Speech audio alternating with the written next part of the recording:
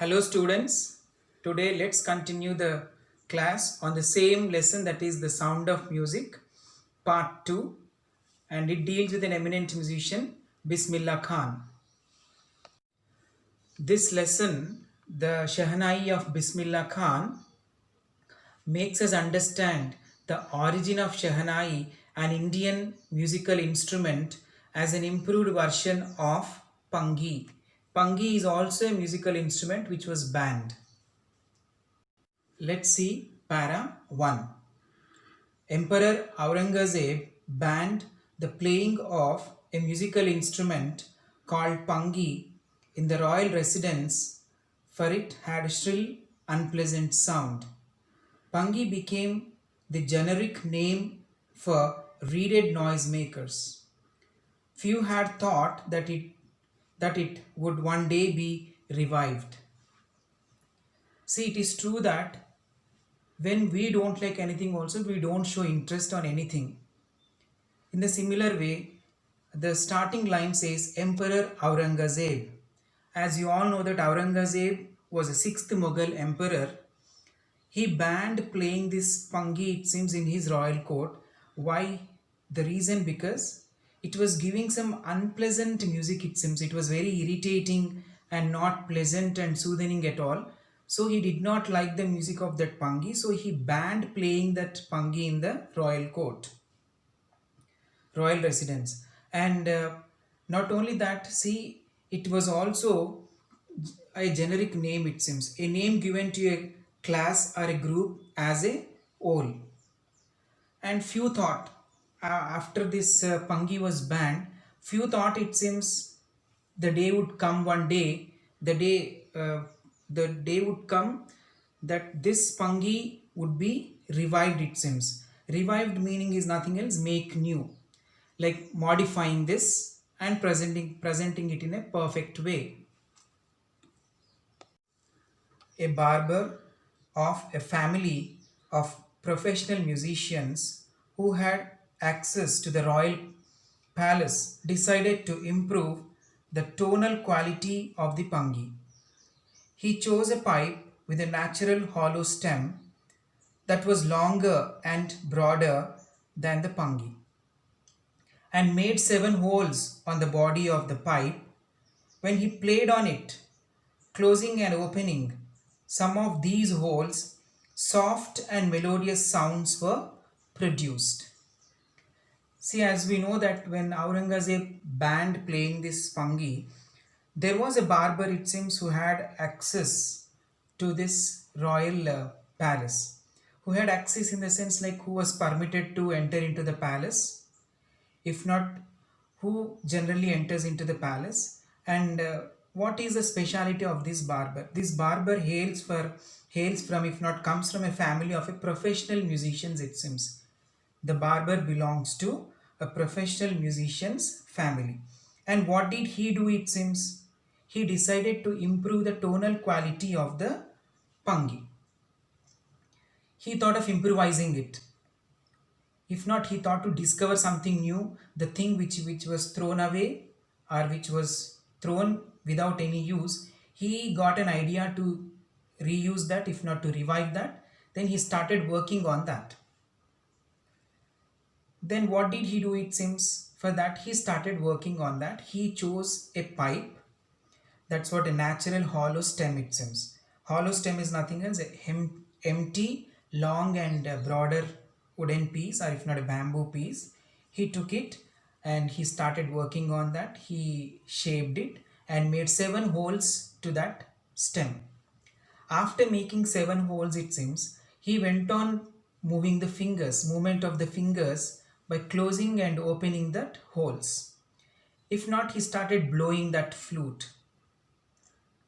Then what did he understand, it seems? When he went on closing and opening the holes with the help of fingers, he felt, it seems, that it started producing soft, melodious, soothing as well as mellifluous sounds, and he felt very happy that there's a lot of improvement. If not, he could improve if not, he made transformed.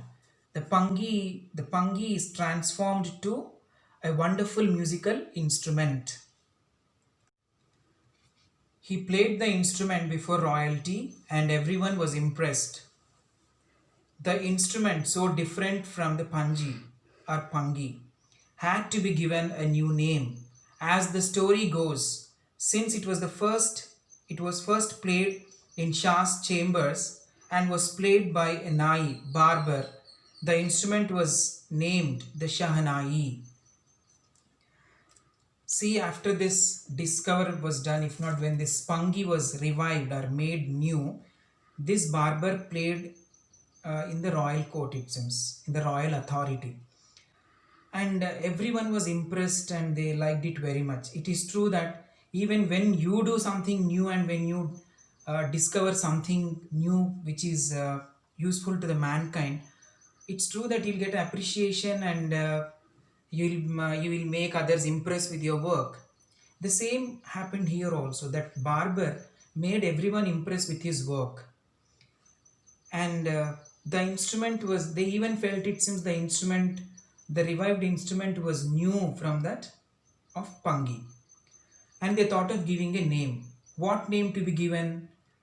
When they went on profoundly thinking, it seems, after deep thought, they came to a conclusion that as it was blown or played in Shah's chambers, first they took the primary name of Shah, and who did it? A barber, and that's what in Hindi it's called as Nai. They clubbed these two and then they named this new instrument, musical instrument, as Shahnai. The sound of the Shahnai began to be considered auspicious, and for this reason it is still played in temples and is an indispensable component of any North Indian wedding. In the past, the Shahnai was part of the Naubat or traditional ensemble of 9 instruments found at royal courts. Till recently, it was used only in temples and weddings. The credit of bringing this instrument onto the classical stage goes to Ustad Bismillah Khan. Okay, see, the sound of Shahnai began to be considered auspicious, it seems. It's true that this sound is considered to be very favorable, very good, and very mellifluous to listen. And if it is considered, everyone, most of them accept this, or they consider this as a very auspicious thing and good to listen. And for this reason, as the sound is very auspicious and mellifluous and very soothing effect also it gives, for this it is still played in temples, as well as it is also indispensable component of any North Indian wedding, it seems. Indispensable component means an essential and necessary musical instrument in the wedding. It is played in temples as well as North Indian weddings also they use. Why do they use it? Just now in the above line I said it is considered an auspicious or favorable sound. And this is very essential, it seems. Even in South Indian weddings also they use, that is South Indian style of Shahnai, and this is North Indian style of Shahnai.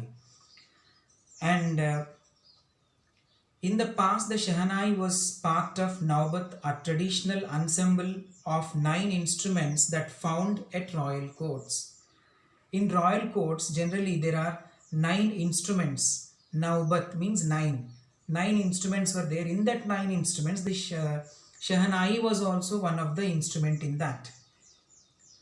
But till recently, it was used only in temples and weddings. Till the recent past, means before independence, till that time, it was only used in temples as well as weddings, if not some other occasions. But it was not at all considered onto the classical stage, it seems. It did not come at all to the classical stage. But the credit, it seems, got it. The praise, credit means the praise goes to Ustad Bismillah Khan, because he brought this Shahnai onto the classical stage. As a 5-year-old, Bismillah Khan played Gilli Danda near a pond in the ancient estate of Damron in Bihar. He would regularly go to the nearby Bihariji temple to sing the Bhojpuri Chaita, at the end of which he would earn a big laddu weighing 1.25 kg, a prize given by the local Maharaj or Maharaja. This happened 80 years ago, and the little boy has traveled far to earn the highest civilian award in India, the Bharat Ratna. See, as a 5-year boy, it seems here this paragraph says about his childhood, like how you are enjoying your childhood in a similar way. In those days, what children used to enjoy, normally he too enjoyed his childhood. Of course, these days most of the children play video games, and they stick on to this internet, cell phones and laptops. But those days when Bismillah Khan was a child, these laptops and cell phones were not there. That's what they played outdoor games, and which gives a lot of energy to them, and they also gives physical fitness. See, in that one game it seems Gilli Danda. Of course, it's Hindi name, and the English name of that Gilli Danda is Game of Tic Cat. Where did he play? It seems this game near the pond. There's an ancient estate, it seems, called Damran in Bihar. And not only that, he would regularly visit a temple called Bihariji, it seems. That is, the temple is famous for Lord Krishna. And he used to sing in Bhojpuri, it seems. This Chaita is nothing else, hymns of songs. Hymns means praising songs of God. And at the end, he would earn a big laddu, it seems, which weighs 1.25 kg laddu. Generally, it's a gift given to him by Maharaja, it seems. This used to make him very happy, and he was very glad because everyone used to appreciate him, it seems, whenever he does this work in the temple. And when did this happen? It seems this almost all 80 years back. This small boy, he would have not expected in the future, when he was playing this Shahanai, if not this Chaita singing in that Lord Krishna's temple, he might have not foreseen the future. If not, the people might have not expected that in the future this boy is going to get the highest civilian award of the country, that is Bharat Ratna. Born on 21st March 1916, Bismillah Khan, Bismillah belongs to a well-known family of musicians from Bihar. His grandfather, Rasul Baks Khan, was a Shahnai Nawaz of the Bhojpur King's court. His father, Paigambar Baks, Paigambar Baks and another parental ancestors were also great Shahnai players. The information is very simple. He was born on 21st March 1916, it seems, and this Bismillah Khan belongs to a well-known family of musicians. Maybe that's also one of the reasons that you call hereditary in science. He might have got that hereditary from his family, because his grandfather was a Shahnai Nawaz in Bhojpur King's court, it seems, and his father was also a Shahnai player. Along with that, his parental ancestors, it seems, ancestors also played Shahnai. So that is what it seems he developed this, or he got the skill of playing Shahnai, it seems. The young boy took to music early in life. At the age of 3, when his mother took him to his maternal uncle's house in Benares, now Varanasi, Bismillah was fascinated watching his uncles practice the Shahnai. Soon Bismillah started accompanying his uncle Ali Baks to Vishnu temple of Benares, where Baks was employed to play the Shahnai. See, the boy was focused, it seems. Bismillah Khan was focused to Shahnai playing at a very, very early age, that is just 3 years, it seems. Got it. At the age of 3, his mother took him to his maternal uncle's, house. Maternal uncle, as everyone knows, that mother's side relations are called as maternal, and father's side relation are called as paternal. That's what mother took to his uncle's house, it seems. There, that's what it was in Benares. Now it's called as Varanasi. This Bismillah Khan, seeing uncle practicing that, it seems he was very much fascinated and he developed an interest in that, it seems. It usually happens. See, when you people also see something new and it is something new and interesting, you also spend some time for learning it. Yes or no? In the similar way, it seems when he was exposed for the first time to that Shehnai music, he developed a sort of fascination in an interest in that, and started spending a lot of time with his uncle Ali Bux, it seems. And not only that, actually this Ali Bux was an employee at Vishnu temple of Benares, it seems.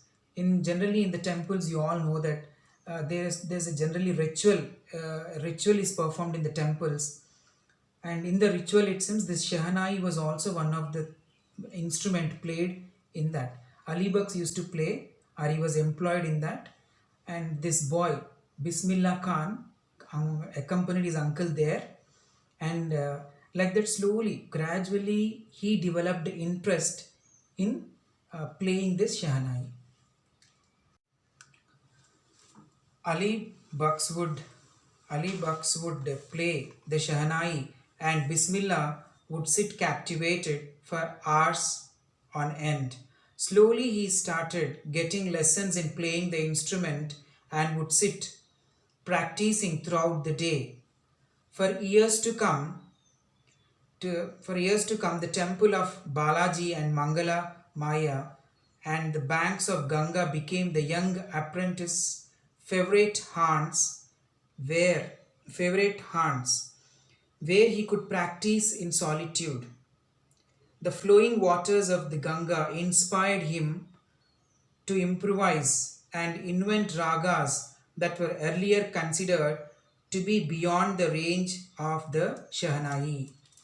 See, in the previous para, I said you that he was exposed to Shehnai music in a very early age, that his uncle Ali Bux started giving him practice. Here the first thing is that when his uncle Ali Bux started practicing or playing it, he used to sit there, it seems, because he was captivated with that. Means he was enchanted, if not he felt enthralled with the music of that Shehnai. It dragged his attention. He was impressed, if not he was totally absorbed in the music of that Shehnai.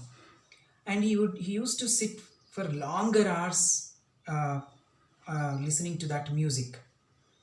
Slowly he started getting lessons in playing the instrument, it seems. As he started getting lessons, it's true that he needs practice. You all know that there's a age-old saying, practice makes man perfect. As he was interested, he went on practicing with lot of pleasure. Got it? There is no pressure. With lot of pressure he started practicing. And for years to come, it seems, to temple Balaji and Mangala Maya on the banks of Ganga. And not only that, where did he practice, it seems? Near this temple Balaji and Mangala Maya, it seems, this Ganga river. For this young learner, it seems, this Ganga river also gave lot of motivation. And it was a favorite and haunting place, it seems. Favorite and haunting place is nothing else. This young learner used to visit regularly to this place, and he used to sit isolated, very single, if not loneliness, without any disturbance. He used to sit at the river banks of Ganga, and he used to practice. The flowing waters of Ganga inspired him, it seems. And now with that inspiration, what happens here? He invented new ragas. He played new ragas, it seems, on this Shehnai, which were beyond the range of Shehnai. Previously, such ragas were not at all there. This regular practice and hard work, determination, dedication, these all together made him collectively, he came out with a wonderful ragas beyond the previous ones. At the age of 14, Bismillah Khan accompanied his uncle to the Allahabad Music Conference. At the end of his recital, Ustad Fayaz Khan patted the young boy's back and said, "Work hard and you shall make it." With the opening of the All India Radio in Lucknow in 1938 came Bismillah Khan's big break. He soon became an often heard Shahnai player on radio. The information is very simpler to understand. At the age of 14, he accompanied, it seems, he went along with his uncle to Allahabad to attend a music conference where a vocalist called Ustad Fayaz Khan was the performer there. After the performance, it seems, this Ustad Fayaz Khan saw this young, lively boy and he patted on this boy's back and said, "It seems, work hard, you shall make it." Maybe this great man's words also motivated this boy. He started practicing it more. And he got a huge break, it seems, when All India Radio was opened in Lucknow in 1938. He was given a specific time slot, and according to the time slot, he used to attend the All India Radio and play the Shahnai. And his regular playing of Shahnai at a time given him, his performance gained good number of audience for Shahnai music as well as Bismillah Khan also. When India gained independence on 15th August 1947, Bismillah Khan became the first Indian to greet the nation with his Shahnai. He poured his heart out into Rag Kafi from the Red Fort to an audience which included Pandit Jawaharlal Nehru, who later gave his first tryst with destiny speech. Okay. See, it's true that when India became independent, you're all aware that we got independence on August 15, 1947, and Bismillah Khan was given a great honor. It was an opportunity, or if not, it's an opportunity and it's an honor to him. It seems that he was the first Indian to greet the nation with his Shahnai. Really, it's a great opportunity for this man. And not only that, it was followed. And what did he do? It seems he blew a raga called Kafi, it seems, in that, and everyone liked it. He poured his heart out into raga, it seems, as if like he poured honey into the ears of the listeners. It was very soft and mellifluous to listen. And it was followed by Jawaharlal Nehru's speech, it seems, that is destiny speech. The meaning of destiny speech is about the future plans, about how the country is going to develop.